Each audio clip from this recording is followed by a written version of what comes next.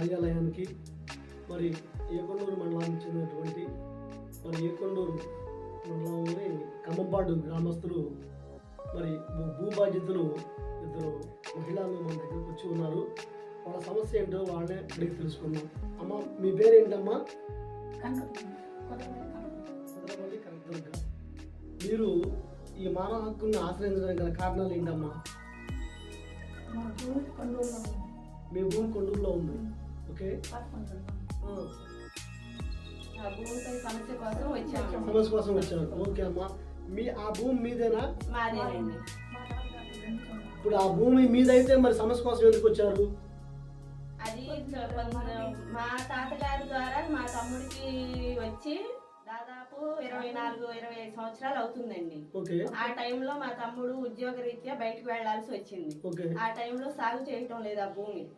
అది అదునుగా చూసుకొని అవతలే వాళ్ళు యలమంచి రంగారావు, యలమంచి శ్రీనివాసరావు, యలమంచి నరసింహారావు, యలమంచి సతీష్ అనే అన్నదమ్ములు దాన్ని ఆక్రమించారండి. ఎందుకంటే మా అమ్మగారు ఒక్కళ్ళు, తోడబుట్టిన వాళ్ళు ఎవరూ లేరు. దాన్ని అదునుగా చేసుకొని వాళ్ళు ఆక్రమించుకున్నారు. గత 2 సంవత్సరాలుగా తమ్ముడు ఉద్యోగ రీత్యా బయటకు వెళ్ళిన వాడు తిరిగి వచ్చాడు. తిరిగి వచ్చిన తర్వాత మా భూమిలోకి మేము వెళ్ళాము. అప్పుడు మీది ఎక్కడ ఉంది భూమి, మాది అది, ఇన్నాళ్ళు లేని భూమి ఇప్పుడు ఎలా వచ్చింది అంటూ వాదనకు దిగారు. ఇప్పుడు మీరు ఆ భూమి మీదే అంటారు కదా, మీ తమ్ముడికి రాసినట్టుగా ఏమన్నా కాగితాలు ఏమున్నాయి? తాతగారు నుంచి తమ్ముడికి వీళ్ళనామా ద్వారా వచ్చింది. ఓకే, వీళ్ళనామా అనేది రాసిచ్చారు.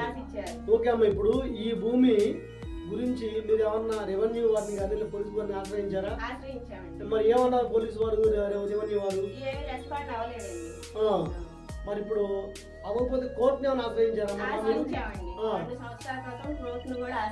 కోర్టును ఆశ్రయిస్తే కోర్టు వారు మీకు ఏమన్నా ఇచ్చి ఉన్నారు? మా దగ్గర ఉన్న ప్రూఫ్స్ ప్రకారం భూమి మాది అన్నట్లుగా ఇంజక్షన్ ఆర్డర్ కూడా ఇచ్చారండి.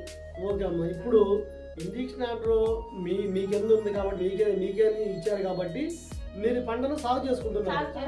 ఇప్పుడు నిన్న మేము చూసినట్లు మాకు పేపర్లోని గ్రూపుల్లో కూడా వచ్చింది, మిమ్మల్ని ఎవరో వచ్చి కొట్టినట్టుగా. మరి పేపర్ అన్ని పేపర్లో ఎందుకు కొట్టారు వాళ్ళు? మేము సాగు చేసుకునే పంట కోయడానికి వెళ్ళామండి. పైరు మిరప తోట శనివారం 18వ తారీఖు కూలీలను తీసుకొని వెళ్ళామండి. వచ్చారు ఆ 4 అన్నదమ్ములు వచ్చారు. వచ్చి భూమి మాదైతే మీకు వస్తున్నారేంటి, అదేంటి ఇదేంటి అని అన్నారు. మేమన్నాము మొక్క వేసేటప్పుడే రాపోయారా, ఇప్పుడు వస్తున్నారు అది ఇదని మేము వాదన చేసాము. ఆ వాదనలో అమ్మ అక్క బూతులు చెప్పుకోలేని అన్ని తిట్టారండి. అది ఒక ఆడవాళ్ళగా మేము మీడియా ముందు చెప్పలేమండి. ముసల వయసుకు వచ్చావు లంజామండ, ఇప్పుడు నీకెందుకు భూమి, ఇన్నాళ్ళు ఏమైపోయావు అని అసభ్యకరంగా మాట్లాడారండి. ఆ మాటలు వెళ్ళాక కూలీల్లో ఒక అతను కూడా అమ్మందంగా అక్కందంగా అంటారు, అమ్మ అక్కల్లాక ఎందుకు అన్నందుకు తన మీద కూడా చేసుకున్నారు. ఇది అన్ని కుదరదో తమ్ముడికి ఫోన్ చెయ్యమ్మా. అప్పుడు ఆ టైంలో మా తమ్ముడు మా దగ్గర లేడండి. ఫోన్ చెయ్యమ్మా తమ్ముడు వస్తాడు అనే లోపలనే అగాధం వచ్చేసి అమ్మను తోసేసి కర్ర పెట్టి కొట్టారు. అంటే నన్ను కొట్టారు. మరి కొట్టిన తర్వాత మీరు హాస్పిటల్కి ఏమైనా ఇచ్చేసారా? వెళ్ళామండి. వెళ్ళే ముందు పోలీసులకి ఏమైనా ఇన్ఫర్మేషన్ చేశారా మీరు? అక్కడ పోలీసుల ద్వారానే ఇక్కడికి వెళ్ళామండి. ముందు హాస్పిటల్కి వెళ్ళమని చెప్పి ఏకొండూరు పోలీస్ స్టేషన్ కానిస్టేబుల్ గారు పంపించారు మమ్మల్ని. అప్పుడు వాదనకి దిగిన వాళ్ళు అక్కడే ఉన్నారు, ఎస్ఐ గారు లేరండి. ఇది జరిగి ఎంత అవుతుందమ్మా?